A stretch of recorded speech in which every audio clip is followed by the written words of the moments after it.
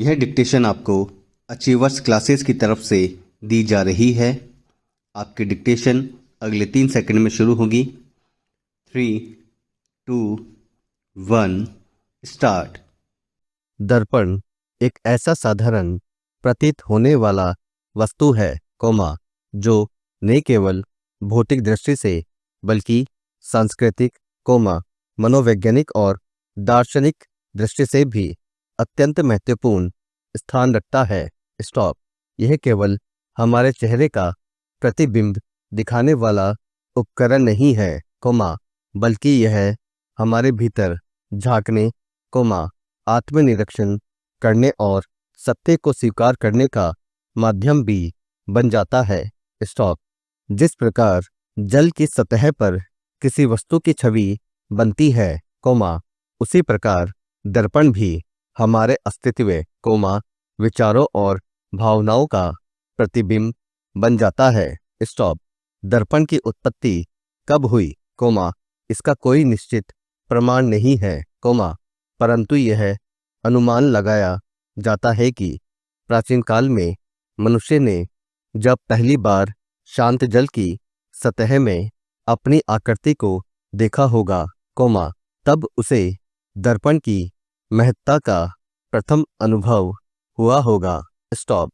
समय के साथ मानव ने धातुओं, पत्थरों और कांच के माध्यम से प्रतिबिंब की यह प्रक्रिया सुदृढ़ की और एक परिष्कृत दर्पण का निर्माण किया।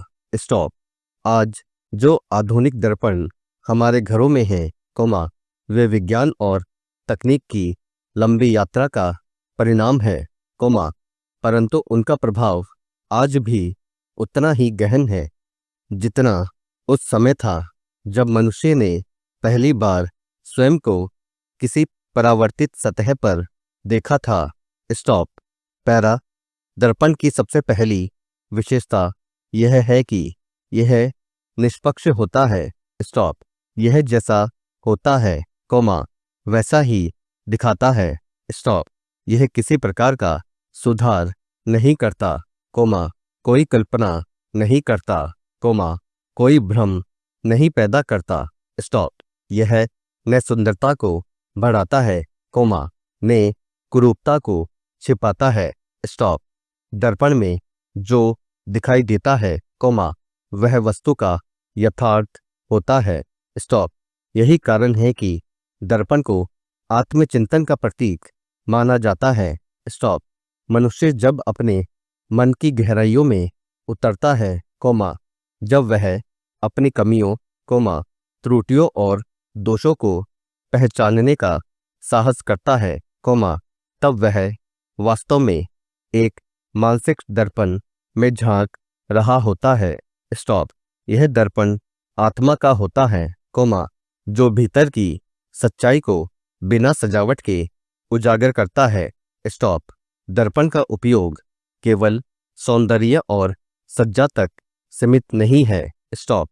यह वास्तुकला, चिकित्सा, विज्ञान, ज्योतिष, फोटोग्राफी और अंतरिक्ष अनुसंधान जैसे अनेक क्षेत्रों में एक आवश्यक उपकरण के रूप में काम आता है। स्टॉप। दूरबीनों में प्रयुक्त उत्तल और अवतल दर्पण दूर दराज के ग्रहों और तारों की छवियां पृथ्वी तक पहुंचाने में सहायक होते हैं। स्टॉप। ऑप्टिकल फाइबर तकनीक, लेजर प्रणाली और सर्जरी में दर्पणों की भूमिका अमूल्य है। स्टॉप। इन सभी क्षेत्रों में दर्पण केवल एक वस्तु नहीं, बल्कि ज्ञान का माध्यम बन जाता है, जो दृश्य और अदृश्य को जोड़ने का कार्य करता है। स्टॉप। पैरा। यदि हम सांस्कृतिक और साहित्यिक परिप्रेक्ष्य में दर्पण को देखें, तो यह प्रतीकों और रूपकों से भरा हुआ प्रतीत होता है। स्टॉप। अनेक कवियों, लेखकों और दार्शनिकों ने दर्पण का प्रयोग आत्मा, स्मृति, सत्य और विवेक के प्रतीक रूप में किया है। स्टॉप।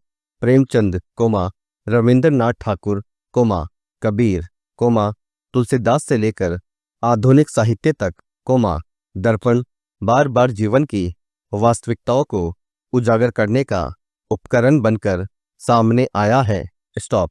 दर्पण ने केवल बाहरी चेहरा दिखाता है, वह समाज का, विचारों का और संवेदनाओं का भी प्रतिबिंब बन जाता है। स्टॉप।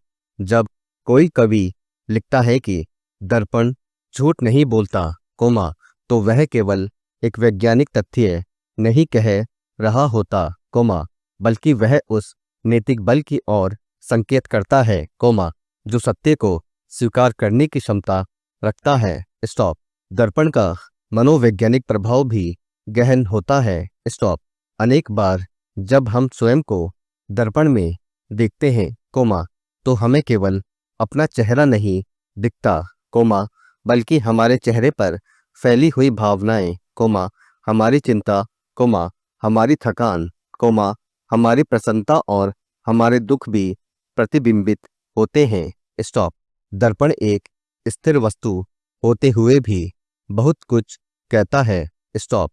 वह खामोश होता है, परंतु उसकी खामोशी में एक गहरी संवादशीलता होती है। स्टॉप।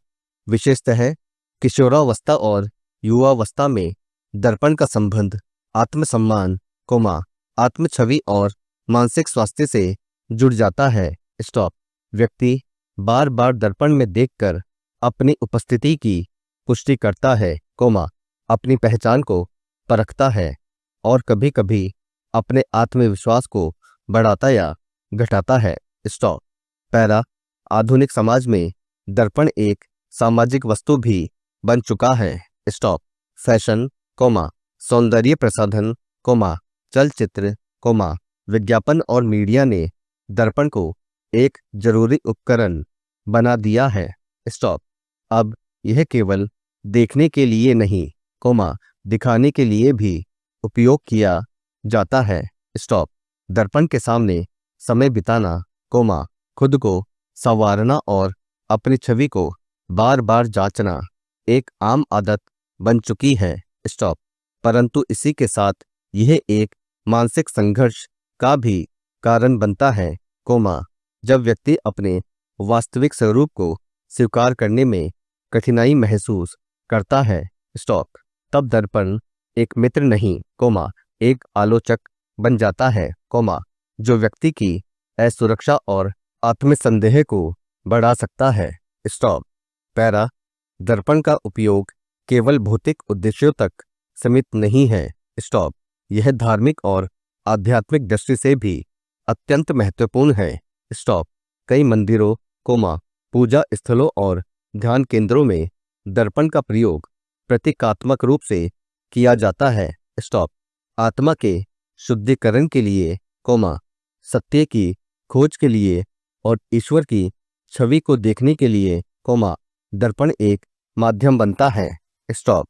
दर्पण को स्वच्छ रखना, उसमें झांक कर प्रार्थना करना, यह सभी क्रियाएं व्यक्ति को आत्मनिरीक्षण और आत्मशुद्धि की ओर ले जाती है। स्टॉप। कई आध्यात्मिक मार्गदर्शकों ने कहा है कि जिस प्रकार हम दर्पण में केवल तब स्पष्ट दिखते हैं जब वह साफ हो, उसी प्रकार आत्मा की स्पष्टता तभी प्राप्त होती है जब मन की गंदगी साफ हो जाए। स्टॉप। एक और महत्वपूर्ण पक्ष यह है कि दर्पण केवल सत्य का ही प्रतिबिंब नहीं देता, वह भ्रम का भी जन्मदाता हो सकता है। स्टॉप। जादू के शो, भूल भुलैया, हॉल ऑफ मिरर्स जैसे स्थानों में दर्पणों का ऐसा उपयोग होता है जिससे व्यक्ति अपनी वास्तविक छवि को नहीं पहचान पाता। स्टॉप। यह प्रतीकात्मक रूप से दर्शाता है कि कभी कभी सत्य भी दर्पणों की भूल भुलैया में खो सकता है। स्टॉप। व्यक्ति को लगता है कि वह अपने आप को देख रहा है, परंतु वह किसी और रूप में स्वयं को देख रहा होता है। स्टॉप। यह दृश्य रूपक आधुनिक जीवन की उन स्थितियों का प्रतीक बन जाता है, जहां व्यक्ति अपनी पहचान, उद्देश्य और मूल्यों को भ्रम में देखता है। स्टॉप। समाज भी एक प्रकार का दर्पण है। स्टॉप। अगर आपको डिक्टेशन पसंद आई है तो लाइक करें, शेयर करें और चैनल को सब्सक्राइब करना ना भूलें। Thank you.